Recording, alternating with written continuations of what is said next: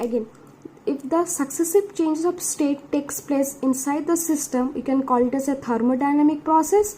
If that system undergoes a various changes of state but it returns to its original state, then the system is called as a thermodynamic cycle. The next part is the thermodynamic equilibrium.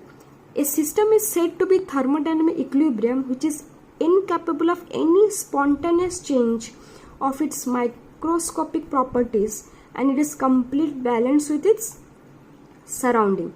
If a system will be in thermodynamic equilibrium if it is satisfied the condition of mechanical equilibrium, thermal equilibrium and chemical equilibrium.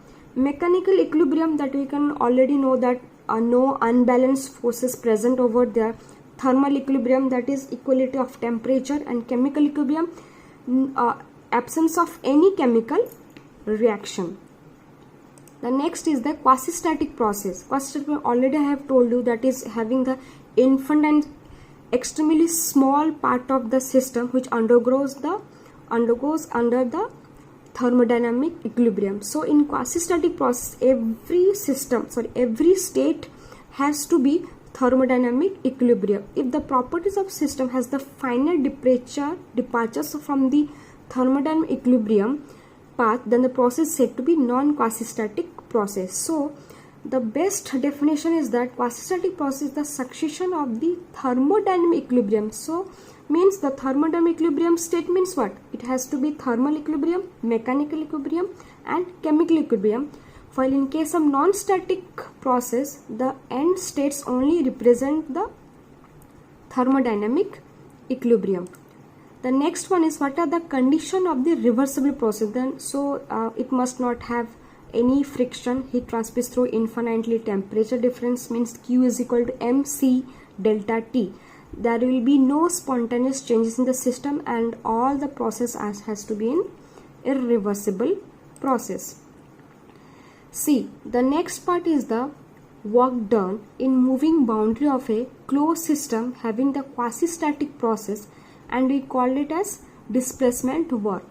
If any displacement work, we can say that F has exerted on a piston, means if you take it as piston and one cylinder, we can say that having if we put any weight on the piston, then the piston will move upward and downward. So the force will be F is equal to P into A.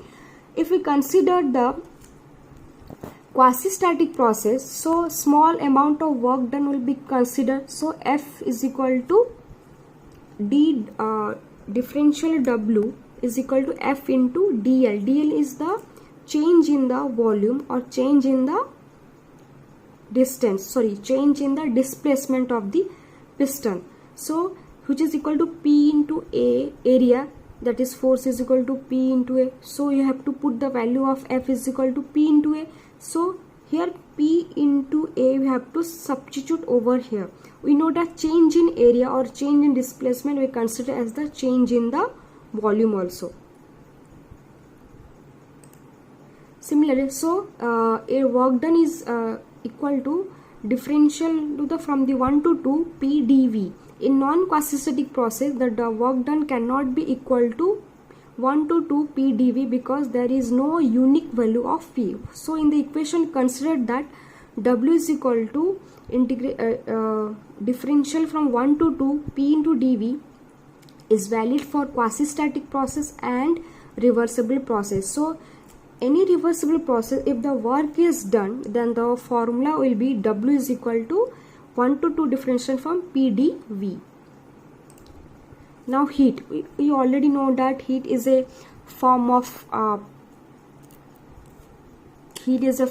energy which transfer without transfer of mass from one body to another body or between the system or the surrounding from higher temperature to a lower temperature of a body by virtue of temperature difference between the two bodies. So we already know that heat transfer always from higher temperature to a lower temperature body, and it is having the temperature differences between the two bodies. Okay, means Q is equal to mc delta T. M is the mass of the system, C is the the specific value of heat, and delta T is the temperature difference between the two bodies. We can note it as heat as Q and its unit is joule. If heat is added into the system, then it call it as positive. If heat is rejected from the system, you can call it as negative. You already know that heat is the path function and it is an extensive property and it is an inexact differential. The next part is work. Work is also a path function. If the work is considered smallest work done due to displacement, then the work will be integration of 1 to 2 F into ds. ds is the displacement, that is the small distance traveled by the piston or cylinder.